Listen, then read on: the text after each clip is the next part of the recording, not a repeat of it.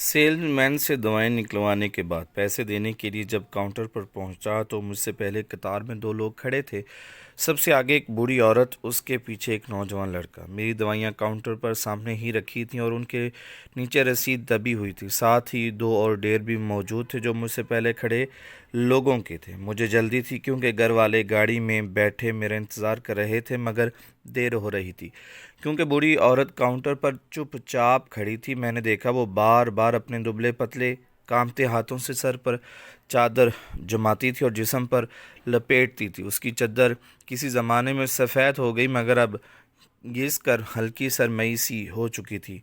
पाँव में आम सी हवाई चप्पल और हाथ में सब्जी की थैली थी। मेडिकल स्टोर वाले ने खुदकार अंदाज में औरत की दवाइयों का बिल उठाया और बोला, 980 रुपये।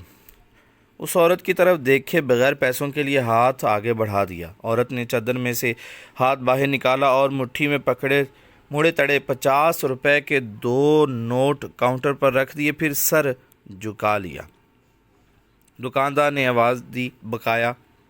दुकानदार की आवाज़ अचानक धीमी हो गई, बिल्कुल सरगोशी के बराबर। उसने औरत की तरफ देखा। बूढ़ी औरत सर झुकाए अपनी चादर ठीक करती रही।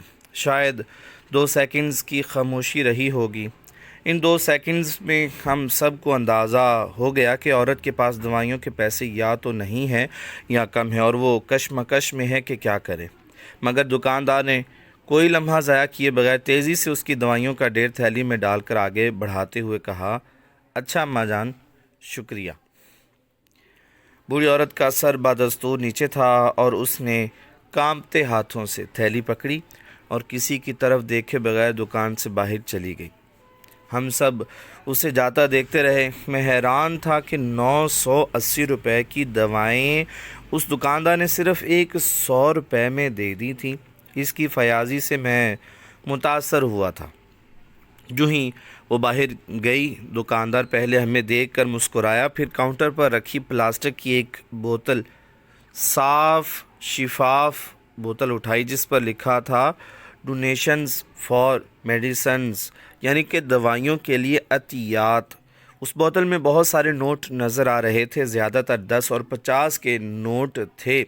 दुकानदार ने तेज़ी से बोतल खोली और उसमें से मुट्ठी भर कर पैसे निकाल लिए। फिर जितने पैसे हाथ में आए उन्हें काउंटर पर रखकर गिनने लगा। मुझे हैरत हुई कि ये क्या काम शुरू हो गया है, मगर मैं देखता रहा। दुकानदार ने जल्दी जल्दी सारे नोट गिने तो 350 रुपये थे। उसने फिर बोतल में हाथ डाला और बाकी पैसे भी निकाल लिए। अब बोतल बिल्कुल खाली हो चुकी थी। उसने बोतल का ढक्कन बंद किया और दोबारा पैसे गिनने लगा। इस बार कुल मिलाकर 550 रुपये बन गए थे। इसने बूढ़ी औरत के दिए हुए 50-50 के दोनों नोट बोतल से निकलने वाले पैसों में मिलाए और फिर सारे पैसे उठाकर अपनी दराज में डाल दिए। फिर मुझसे आगे खड़े गाहक की तरफ मुतवज्जा हो गया। जी भाई, फरमाइए, मैं आपकी क्या खिदमत कर सकता हूँ। तो उस नौजवान ने, जो खामोशी से ये सब देख रहा था, 1000 का नोट आगे बढ़ा दिया। दुकानदार ने उसका बिल देखकर नोट दराज में डाल दिया और गिनकर 330 रुपये वापस कर दिए। एक लम्हा रुके बगैर नौजवान ने बकाया मिलने वाले नोट पकड़कर उन्हें तय किया और तय करने के बाद फिर बोतल का ढक्कन खोला और सारे नोट उसमें डालकर ढक्कन बंद कर दिया। अब खाली होने वाली बोतल में फिर से 100 के 3 और 10 के 3 नोट नज़र आने लगे थे। नौजवान ने अपनी थैली उठाई, ज़ोर से उसने सलाम किया और दुकान से चला गया। बमुश्किल 1 मिनट की इस कार्रवाई ने मेरे जो रोंगटे थे वो खड़े कर दिए थे। मेरे सामने चुपचाप एक अजीब कहानी मुकम्मल हो चुकी थी और उस कहानी के किरदार अपना अपना हिस्सा मिलाकर ज़िंदगी की स्क्रीन से गायब हो चुके थे। صرف میں وہاں رہ گیا تھا جو اس کہانی کا تماشائی تھا۔ پھر میں نے بھائی سے کہا کہ بھائی یہ کیا کیا ہے، یہ آپ نے کیا کیا ہے؟ تو مجھ سے رہا نہ گیا اور میں نے پوچھ ہی لیا، یہ کیا کام چل رہا ہے؟ او کچھ نہیں ہے سر، دکاندار نے بے پرواہی سے کہا، ادھر یہ سب چلتا ہی رہتا ہے۔ تو میں نے سوال کیا، مگر یہ کیا ہے؟ آپ نے تو عورت سے پیسے کم لیے ہیں، پورے 800 روپے کم لیے، اور بوتل میں بھی کم پیسے نکلے ہیں، تو کیا یہ اکثر ہوتا ہے؟ میرے اندر کا پرانا صحافی بے چین تھا جاننے کے لیے کہ آخر واقعہ کیا ہے۔ تو جو دکاندار تھا اس نے کہا کہ کبھی ہو جاتا ہے سر، کبھی نہیں، آپ کو تو پتہ ہے کہ حالات چل کیسے رہے ہیں۔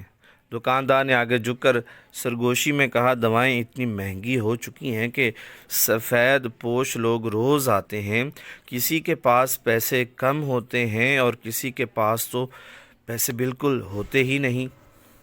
تو ہم کسی کو منع نہیں کرتے، اللہ نے جتنی توفیق دی ہے اتنی مدد کر دیتے ہیں، باقی اللہ تعالی ہماری مدد کر دیتا ہے۔ اس دکاندار نے اس بوتل کی طرف اشارہ کیا، یہ بوتل کتنے دن میں بھر جاتی ہے؟ میں نے اس سے پوچھا۔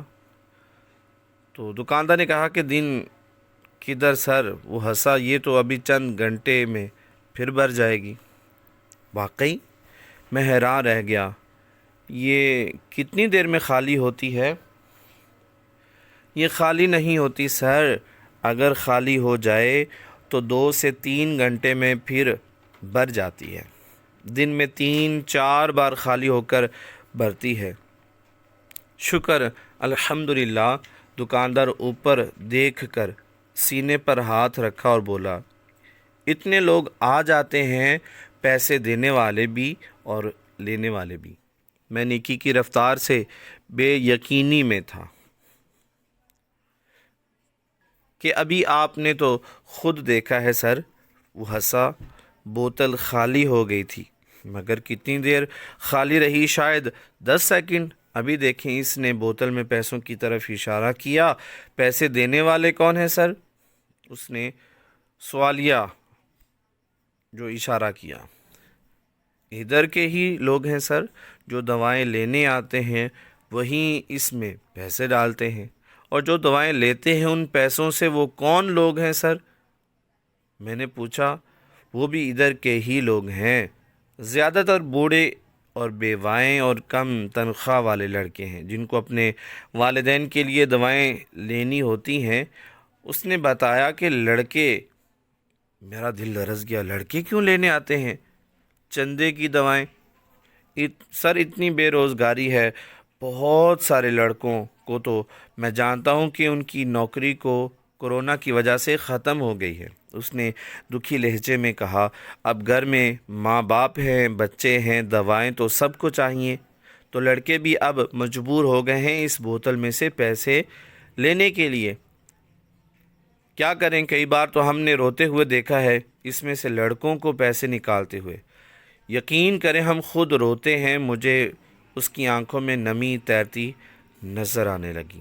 اچھا میرا کتنا بل ہے؟ میں نے جلدی سے پوچھ لیا کہ کہیں وہ میری آنکھوں کی نمی نہ دیکھ لے۔ 740 روپے سر، اس نے بل اٹھا کر بتایا اور ایک ہاتھ سے اپنی آنکھیں پونچھیں۔